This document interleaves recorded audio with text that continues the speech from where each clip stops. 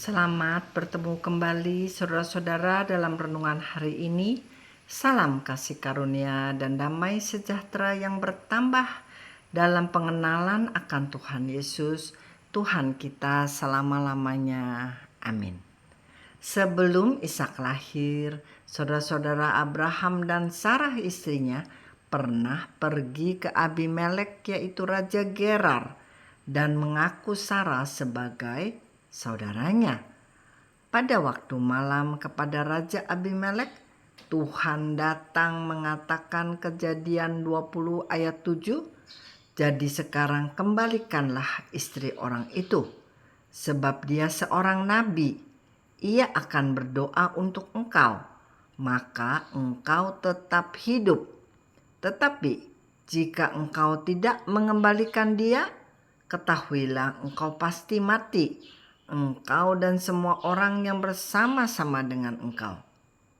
Saudara Abimelek, setelah mengetahui kebenarannya bahwa Sarah adalah istri Abraham bukan saudaranya, melakukan sebagai berikut.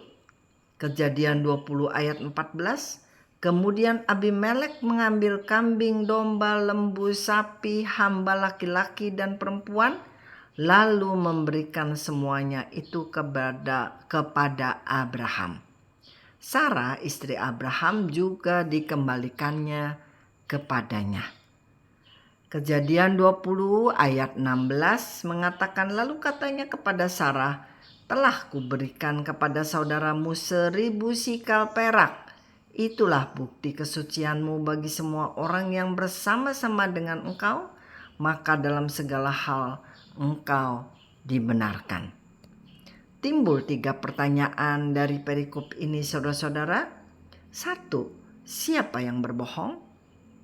Abraham. Nomor 2. Siapa yang diancam untuk dihukum oleh Tuhan, yang akan mati bersama-sama dengan orang-orang yang bersamanya? Jawabannya, yang berbohong adalah Abraham. Tetapi yang diancam dihukum adalah Abimelek. Nomor 3. Siapa yang mendapat hadiah kambing, domba, lembu, sapi, hamba laki-laki dan perempuan, serta mendapat 1000 sikal perak? Jawabannya, Abraham yang bersalah, tetapi dia yang mendapat hadiah kambing, domba, lembu, sapi, hamba, uang 1000 sikal perak. Dalam Kejadian 20 ayat 17 mengatakan, "Lalu Abraham berdoa kepada Allah, dan Allah menyembuhkan Abimelek dan istrinya dan budak-budaknya perempuan, sehingga mereka melahirkan anak." Abraham sebagai pendoa syafaat mendoakan Abimelek sekerajaan, dan Abraham dipakai Tuhan untuk menyembuhkan para istri dan hamba-hambanya untuk membuka rahim mereka. Inilah kasih karunia saudara. Abraham berdosa atau bersalah, tetapi dia sebagai orang yang mendapat kasih karunia Allah sudah dibebaskan dari dosa-dosanya. Tuhan tidak mengingat-ingat lagi dosa atau kesalahannya. Ingatlah selalu ayat ini, yaitu Efesus 2 ayat 8, "Sebab karena kasih karunia kamu diselamatkan oleh iman. Itu bukan hasil usahamu, tetapi pemberian Allah." Jadi keselamatan kita di era anugerah ini adalah berdasarkan kasih karunia, bukan berdasarkan perbuatan kita yang benar atau usaha kita yang keras.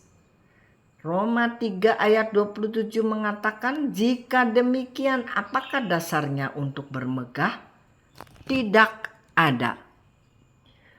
Berdasarkan apa? Berdasarkan perbuatan? Tidak, melainkan berdasarkan iman. 1 ayat yang terakhir, saudara, "Dan ingatlah, jadi hal itu tidak tergantung pada kehendak orang atau usaha orang, tetapi kepada kemurahan hati Allah." Ditulis dalam Roma 9 ayat 16.